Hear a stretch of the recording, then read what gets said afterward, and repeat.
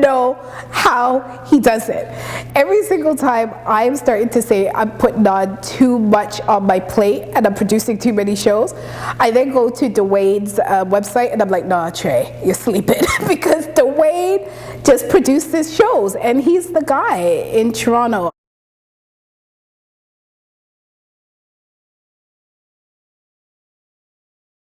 Dwayne Morgan began his career as a spoken word artist in 1993. In 94, he founded Up From the Roots Entertainment to promote the positive artistic contributions of African Canadian and urban influenced artists. In 1998, Morgan received both the African Canadian Achievement Award and the Harry Jerome Award for Excellence in the Arts. He is also the winner of 3 Canadian Urban Music Awards. And in 2005, he was recognized as Poet of Honor at the Canadian Festival of Spoken Word in Vancouver.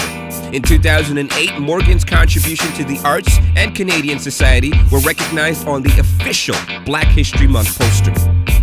You know, in terms of my legacy, I want people to be able to see somebody who saw a situation that never existed, envisioned it, and then created it. And I think the amount of artists that I've impacted, that I've,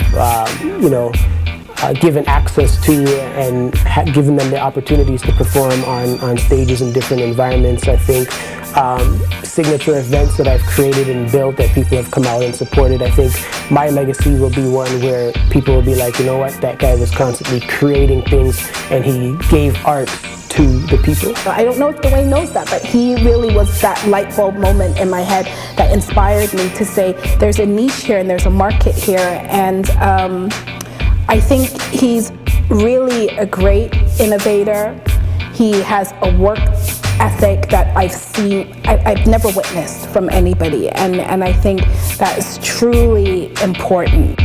Dwayne has published 4 books: Straight from the Roots, The Revolution Starts Within, Long Overdue, The Man Behind the Mic, and The Making of a Man, which was followed by a French version called Le Making of des Huns. Pardon my French. His albums include Another Level, The Evolution, Soul Searching, A Decade in the Making, and Mellow Mood, The End of the Beginning. You know, he's really supported myself and a lot of other poets, and really made a name for himself, but also most especially for poetry and spoken word and expression to be not just viable but as an art, but viable as a business, which really means a lot. And he didn't just do one thing. It's the slams, it's the poetry shows, it's women speak, it's men speaking, and also he's really done a lot for people in North America. In 2008, Morgan released a commemorative DVD entitled Dwayne Morgan, The First 15. To further explore his creativity, Dwayne collaborated with Driftwood Studios to film 3 Knocks, a 10-minute film based on his domestic violence poem of the same name, which premiered at Toronto's Real World Film Festival. In March 2008, Dwayne hosted his first photography exhibit, The Sum of Her Parts, which explored female body image. The National Eating Disorder Information Center has used one of Dwayne's images for a PSA. He has a very, very clean heart, and it comes across in everything that he does. And that purity comes across in his poetry, in his photography, and all his other work in the community as well.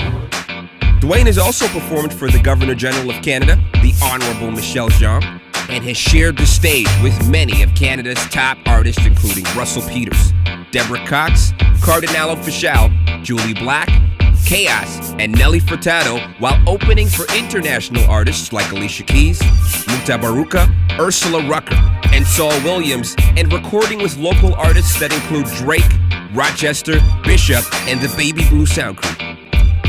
At the end of 2008, Dwayne brought 2 of his colleagues together, Tommy Buick and Leviathan, to create the poetry group The Dream Chasers. Their first show, I Hate Poetry, premiered at the 2008 Hamilton Fringe Festival and was selected as a critic's pick.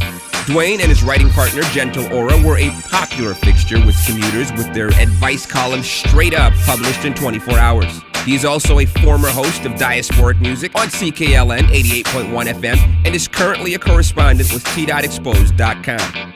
His emphasis on quality has driven his success and has made him a well-respected component of Toronto's urban music community, as well as the North American and global spoken word scene. People in the poetry community throughout the world, when they think of Toronto and they think of poetry, they think of Dwayne.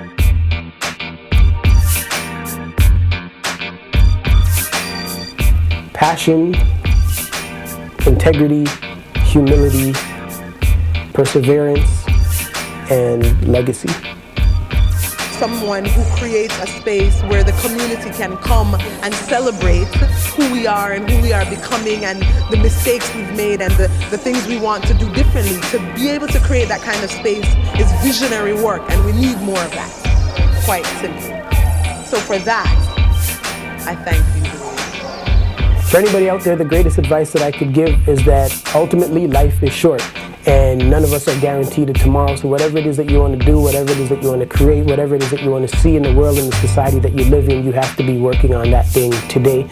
There is no tomorrow. So whatever it is that you want, today is the day when you have to make it happen.